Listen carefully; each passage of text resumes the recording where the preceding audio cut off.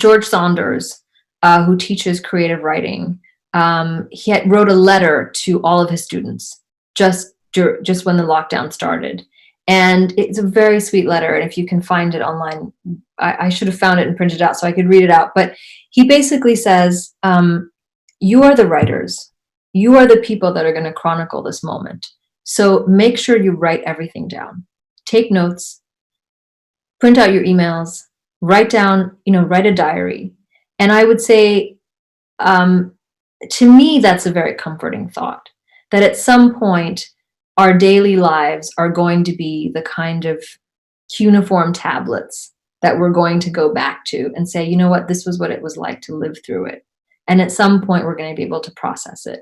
But trying to process it in real time is, I think, I don't know if this is the moment for that. And I say this having just finished a book, but I don't know if it's the time to write fiction.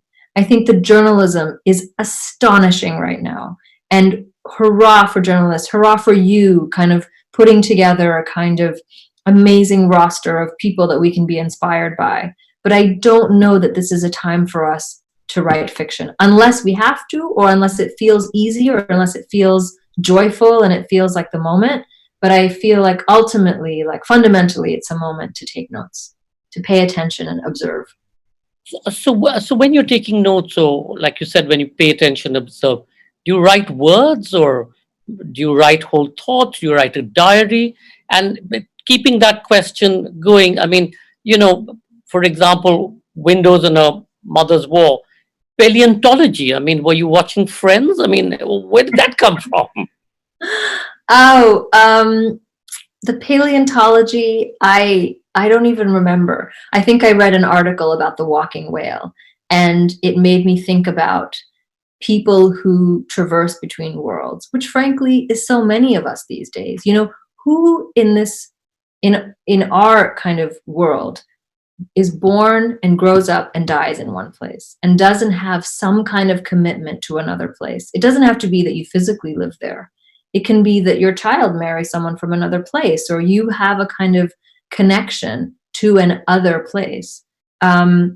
So I think we're all amphibians. But it just kind of, that image of the whale who went from the sea to the land and back to the sea was very kind of potent for me. And it just kind of went from there.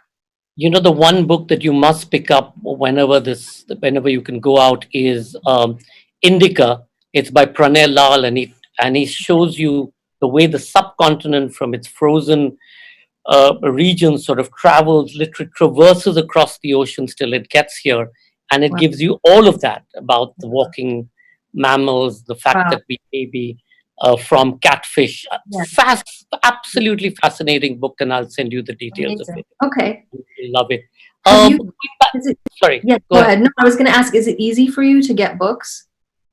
Well, now the bookshops luckily have opened up. Okay, and wonderful. Our office and homes luckily have hundreds of or thousands of unread books. So for us, it's personally not a problem. You're okay. The bookshop. Yeah. Before I start asking you questions and they're streaming in, just that last thing: is it a word that you write? Is there a journal that you keep? Is it a diary? Going back to the earlier part of the question. Oh, I just take little notes of little images. Or lines, or it's not a word. It's usually just like a little, a few lines. Trying to capture the moment. And morning, afternoon, evening, between meals, between. Is there a pattern? 8 o'clock in the morning? I have no pattern. I have no standards. I have no. I just do it when I can. Great. So Om Prakash Parikh asks, you were born after the birth of Bangladesh, yet you wrote those historical novels about it. What kind of research did you have to undertake for writing the trilogy? Take that. It was a lot of research. In fact, the first novel was born out of my doctoral thesis. I was studying to be an anthropologist. I got my PhD. And my PhD was an oral history of the Bangladesh War. So I spent a lot of time interviewing people about what they had done in the war. And when it came time to write my academic thesis, what I really wanted to do was write a novel. And it's not that those interviews became the novel or became the characters, but it was those little details that people told me that stayed with me, that made me feel that writing a fictionalized account of the war. And it gave me the confidence, frankly.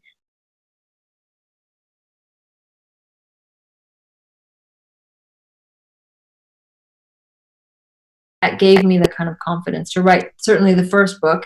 And the second book is set in the 80s, part of which I lived through. And again, a lot of interviews. I feel comfortable being very nosy and asking people about their lives. It's something I really enjoy. I feel deeply fascinated by the lives of others. I think that's probably true for most And certainly writers. for Bengalis, our sense of adda, that we Yes, have to get exactly. every last juicy Yeah. detail Yes, of, exactly. And the of our kind of like aunt, my lack. species, all of that. Yeah. Yeah, Bua. and a lack of personal space. I mean, if I ask somebody a deeply intimate question, it's they're not going to say, "Oh, that's none of your business." I mean, they'll say, "Yeah, I'll talk to you about my, any kind of scandal in the family." In fact, my mother often says to me, "When are you going to stop writing about the family?" Because anytime we tell you something, it makes its way into a book. Um, So, Sakshi Shivpuri asks, what do you say about the state of flow with kids?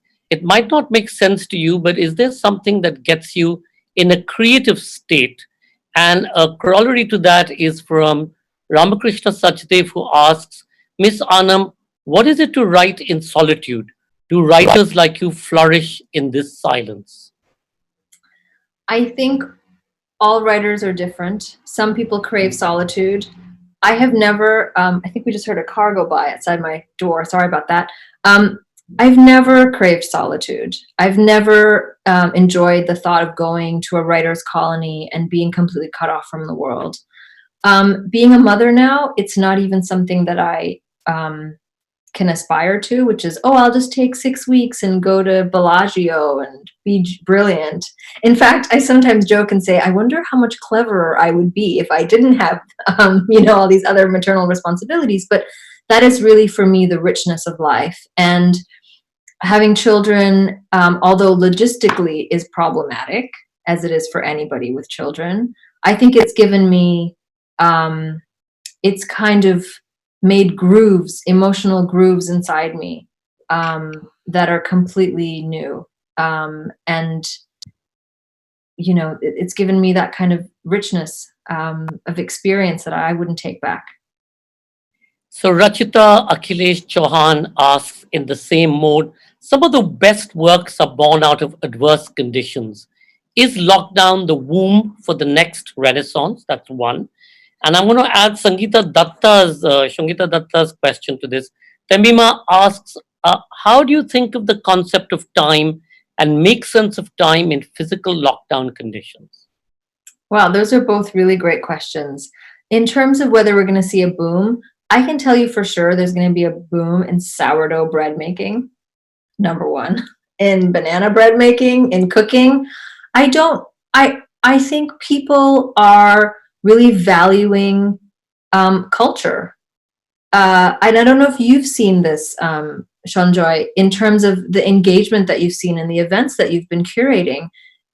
We need to feel that sense of connection with others, and we can't do it physically. So we're doing it intellectually, we're doing it culturally, we're doing it emotionally, via all these kinds of very cold, platforms and these interfaces, and we're humanizing them. We're kind of inserting ourselves into technology in ways that we never have before. Now, whether this is going to ultimately produce good art, I can't say. The concept of time in lockdown, every week goes by in the blink of an eye, and every day feels like an eternity. I think it's, time is stretching like pizza dough. It's very different than it was pre-lockdown. It's hard to remember a time when there were like schedules and weekends and weekdays. Everything's blurring into each other. It's we have to have our own anchor points, and things like this are the anchors, these points of connection. Our audiences are obviously completely in sync with you. So Shivani Khare asks, time is in changing mode. Really, it's so hard to choose a subject to write. Do you also feel the same, Taimima? I would if I was starting a project. And I think if you're having trouble thinking of what to write, you should just read, you know? Don't try to write now if it's not coming. I think unless you are forced to write because you have a deadline, or you are impelled to write because it's flowing from within you, and this is your kind of therapy or your sense of making sense of the world, then you should write. Otherwise, I don't think you should try it. Read books, bake bread, do something else. It's it's too hard to force yourself to write at this point. Tilotama Shom asks, does your language get influenced by your origins? Do you include it deliberately, if at all? And a lighter question on a lighter note, Neeraj Sharma asks, is there scope for comedy in times of angst, despair, and discomfort? I'll take the second question first. I think absolutely there is space for comedy. I think there is more space for comedy. We have to be able to make fun of ourselves and to find the lightness. And I keep saying this. Whenever I'm texting my friends and we talk about the things we miss, and I say, I miss the unbearable lightness of being. I miss frivolity. I miss just leaving my house without worrying about what I'm going to breathe in the air. I crave the mundane and the everyday and the carefreeness, and that's all. I think trying to access that through books or writing or watching TV, I think is that's one of our that's one of the things I'm clinging to, at least. So it's definitely comedy for sure. I hope so, because I just wrote what I think is a funny novel. It's hard to be funny, wouldn't you say, Chandra? In all the years that you've been reading and talking to writers, isn't being funny like way harder than being serious? You bet. Yeah, Yeah. and just getting it just right. The Totally. timing. Yeah, and whereas in my previous novels, I've thought, oh well, am I representing history correctly, and have I written something meaningful? In this novel, the whole time I was like, am I funny? Am I going to be funny, or am I just going to look like I'm trying to be funny and not pulling it off? This is my number one concern. So you'll have to tell me next year when you read the book if I did it. If it's funny. If it's funny. Yeah, if I was funny. And Tilotama Shom, does your language get influenced by your origins? I mean, absolutely. There were a lot of Bangla words in my first three books, and there are in this one too. So I think for sure, and it adds a kind of layer that I wouldn't have otherwise. And Poonam Ayub asks, writing books, as you say, must be avoided. Did you mean any books or only certain types? After all, baking, mothering, etc. are wonderful but repetitive, and writing gives us a window into other words, both bleak and exciting, don't you think? Oh, absolutely. I'm not telling people that they shouldn't write. I'm just saying don't feel that you have to at this point. Or if you are having trouble, if it's giving you solace, then 100% do whatever is giving you peace and comfort and joy at this moment. But I just think that feeling like, oh, we're in lockdown, I must make productive use of my time, I must write something about this time, is putting a lot of pressure on oneself. In fact, I saw a little BBC video called Toxic Productivity, where it's like if you tell yourself that I'm going to come out of lockdown, I'm going to lose 10 kilos, I'm going to learn Spanish, and I'm going to write my novel.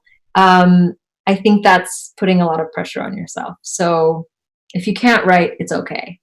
That's all I'm saying. We still have questions streaming in, but I have to close. Tell me, Okay. but before we close, tell me, now that you've sent the book off, it's gone, right? It's out there, and you still have some time staring in front of you, or a changed life Yes. staring in front of you. No office. Yes. How do you see yourself coping with that, or how do you see the next few months, weeks, years, sort of?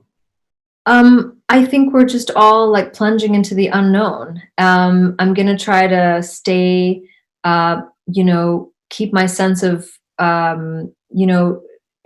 seeing the joy in the situation, seeing the enormous privilege. I have the kind of privilege of getting to be, we were talking earlier, like I get to be in lockdown. I get to isolate myself. I don't have to go out into the world. And I get to spend all this time with my children. So just kind of making the most of that and perfecting my cake recipes. That's what I'm going to be doing. Thank you, Tahmima. Thank you all for watching. And I'm sorry, people like Arunji and so on and so forth who've sent in their questions. Sorry, I couldn't ask them. We've just completely run out of time. I mean, I could have continued speaking to Tahmina forever. And I told her that we'll go through the books in a sort of chronological way. Of course, we didn't do any of that. But you were, as usual, brilliant, Tahmima. Please take lots of care. And thank you all for watching and being such a great audience. We thank our official radio partners, Red FM, Bajate Raho. And please do remember to log in at 9 p.m. today for our next session on friendship. Gloria Steinem and Ruchira Gupta. Friendship is a country separated by continents, 30 years apart in age, different in birth cultures and languages. Gloria and Ruchira will talk about how and why their lives are interwoven in an adventure of friendship. We bring the session to you in association with our partners, Asia Society New York and Asia Society India. Now, for all of you who wish to stay logged on, we have a special sequence from the Jaipur Music Stage archives. Tinariwen in concert. Tinariwen is a band created in the early 80s by Tuareg musicians from northern Mali's Kidal region. Their music, often designed as blues from the desert, is a deep expression of the suffering of the Tuareg people and their life in the Saharan desert. Ibrahim Al-Habib, the band leader, was a rebel years ago, but he now preaches peace through music. Since the end of the 1990s, the band has been performing across the world, representing the culture of the Tuareg people. Enjoy the music and see you back at 9 p.m.